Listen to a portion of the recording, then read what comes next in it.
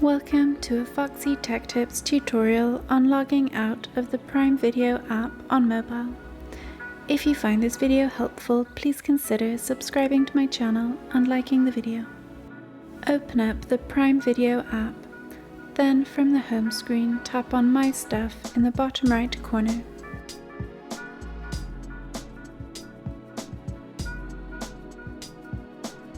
Tap the Settings cog in the top right corner of the page.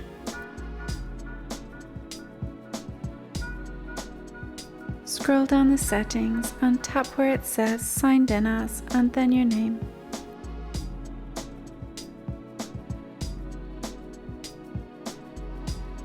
Tap Sign Out on the pop-up, but note that when you sign out of Prime Video, all of your downloaded videos will be deleted.